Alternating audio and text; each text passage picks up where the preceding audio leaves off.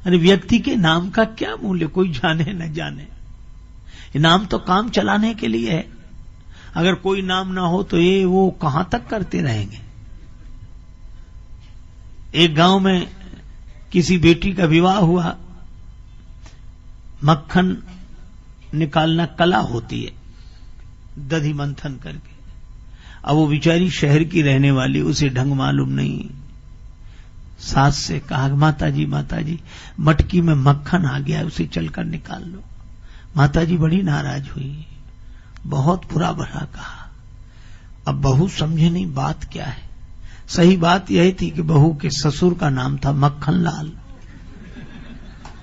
और वो ऐसे ही चली गई कि मटकी में मक्खन आ गया। उसे कान पकड़े, क्या आइंदा ध्यान रखूंगी। पर उसके लिए तो फिर वही समस्या थी। तीसरे दिन फिर वही समस्या। तो गई, बोले माता जी मटकी में वो परसों क्या। अब वो फिर नाम लेना पड़े। तो यही बोली कि माता जी मटकी में ससुर जी आ गए, उन्हें चलकर निकाल लो। तो हम लोगों के नाम तो काम चलाने के लिए हैं। कोई भी नाम बना रहे। एक गांव में एक आदमी का नाम था ठनठन पाल। उसकी पत्नी को बड़ा बुरा लगे, क्योंकि मोहल्ले की सब बधुएं कहती, देखो ठनठन पाल की बहू आ रही है, वो ठनठन पाल। तो उसने अपने पति से कहा कि नाम बदलो। पति ने कहा कि नाम में क्या रखा है, कुछ भी बना रहे।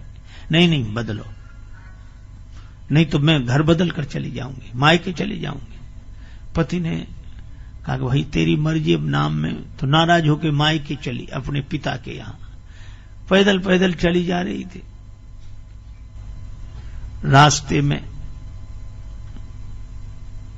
एक बालिका लकड़ी बीन रही थी। इसने पूछा, बेटी तुम्हारा क्या नाम है? बड़ी गरीबनी जान पड़ती हो, लकड़ी बीन रही हो। उस बालिका ने कहा कि मेरा नाम लक्ष्मी है। उसका लकड़ी बीने लक्ष्मी, चलो खैर होगा। आगे चले, एक बैलगाड़ी में भूसा भरा हुआ एक आदमी गाड़ी हाँकते आ रहा था। क्या नाम भैया तुम्हारा? तो बोला धनपाल। आगे बढ़े तो एक की शव यात्रा निकल रही थी। ये भैया कौन? बड़े अच्छे आदमी थे, वो आज चले गए। क्या नाम था इनका? इनका नाम था अमर सिंह जी।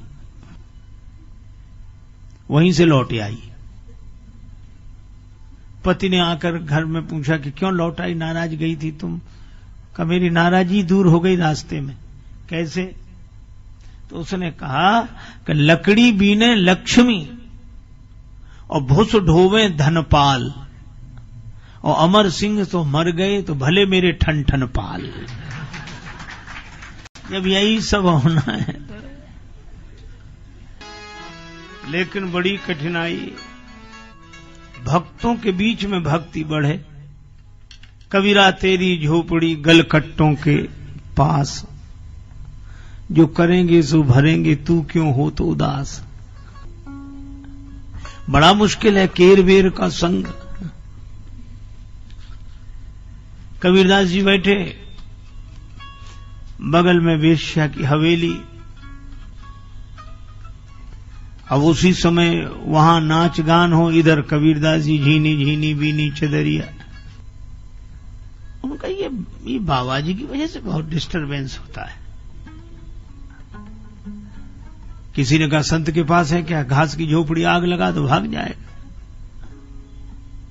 आग लगा दे, कबीर की झोपड़ी जलने लगी। कबीरदास जी बोले कोई बात नहीं,